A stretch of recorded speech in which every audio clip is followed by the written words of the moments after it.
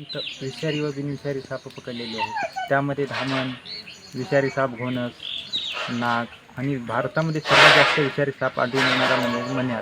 ते आपल्या भागामध्ये खूप प्रमाणात आढळून आलेलं आहे. आजपर्यंत मी 10 वर्षामध्ये साप पकडत असताना मण्यार हे साप माझ्यात सर्वात जास्त नोंद झालेली आहे. तरी पण आम्ही साप पकडून जंगलामध्ये वन विभागाच्या मार्गदर्शनाखाली जंगलामध्ये रिलीज करतो.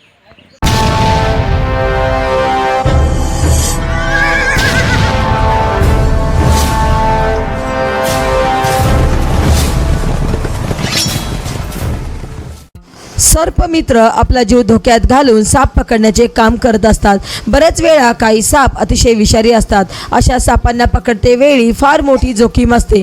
कधी कधी सापाकडून दंश देखील होऊन सर्पमित्राचा जीव जाऊ शकतो. आपल्या जीवावर बेतून सापांना जीवनदान देणारा सर्पमित्रांना शासनाकडून विमा लागू करावा व दंश झाल्यास सर्व उपचार मोफत मिळावा तथा सापांना पकडते वेळी लागणारी सुरक्षा किट द्यावी. सर्पमित्रांना शासकीय ओळखपत्र तथा सर्व सर्पमित्रांना अत्यावश्यक सेवा म्हणून नोंद घ्यावी अशी मागणी लहान तालुका अर्धापूर येथील सर्पमित्र कपिल वसुरे यांनी राज्य शासनाकडे जिल्हाधिकारी यांच्या मार्फत एका निवेदनाद्वारे केली आहे. ग्रामीण किंवा शहरी भाग असो, साप निघाला म्हणून ऐकले तरी थरकाप सुटतो. साप दिसला की सर्वांची धांदल उडते.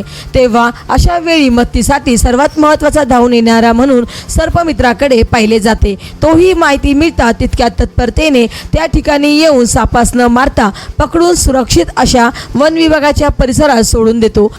निसर्गाचा समतोल राखण्यासाठी सापाचे खूप मोठे योगदान आहे. कारण शेतातील पिके असो अथवा साठवणीतील धान्य असो, याची नासाडी करणारा प्राणी म्हणजे उंदीर होय. आणि या उंदरांना खाऊन त्याची संख्या मर्यादित ठेवणारा साप हा प्राणी होय. तेव्हा अशा सापांना जीवनदान देणे मानवाचे कर्तव्य आहे आणि हे काम सर्पमित्र करत असतात. तेव्हा निसर्गाचा समतोल राखण्याचे काम करणाऱ्या सर्व सर्पमित्रांना शासनाकडून मदत मिळावी अशी मागणी नगरसेवक रिजवान गणेश शिंदे, संगीत हरकरी, प्रसाद शिंगारे, नितीन नरवटे यांनी केली आहे.